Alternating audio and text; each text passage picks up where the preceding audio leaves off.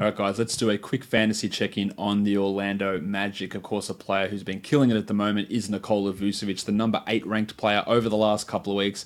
I've continued to say this, but as long as the Magic are in competitive position for a playoff spot, I don't think Vucevic is getting traded. I don't think his minutes are getting reduced for Mohamed Bamba, and I think his production can keep up to a degree. The field goal percentage is significantly higher than anything we've seen from Vucevic, so that could drop at any point.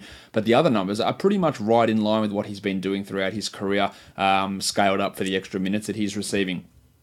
Terence Ross is providing a nice scoring punch off the bench, 16 points per game over his last 6. He is a top 100 sort of a player. He's a fringe 12-team league guy. I think you should be looking at him in your standard leagues, while a guy like DJ Augustin, who is outside the top 150 over the last couple of weeks, he's providing 6 assists per game, 1 3 a game. There's enough value in him to consider him a 12-team league type of fringe player. A guy who's struggling at the moment is Evan Fournier, shooting only 37% recently. He's a pretty comfortable 12-team league guy, but a lot of consternation with his team surrounds John Isaac, who is struggling, especially in terms of getting his defensive numbers, which is really the bellwether for him in terms of being able to bring fantasy value. He's only averaging half a steal and 0.3 blocks over his last 6 games. He's doing not much else in the other categories. Under a 3, 9 points, 5 rebounds.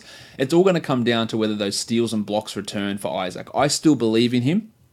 I still have faith in him as a 12-team league guy. In a 10-team league, you can probably do better. But if you're in a struggle situation, you're down the bottom of the standings and you're still holding Isaac, we're getting a quarter of the way through the season. We're getting to that point where you have to make a determination that perhaps you need to move on and find someone else. Because while it might come, it might not come until January, and by then you're not even in the fantasy playoff sort of picture, and it's away. So that's what I'm looking at with Isaac. A hold in most cases, but it's all going to come down to whether the steals and the blocks can actually turn around from him. Aaron Gordon, also relatively solid, but I think there is some improvement still coming from him.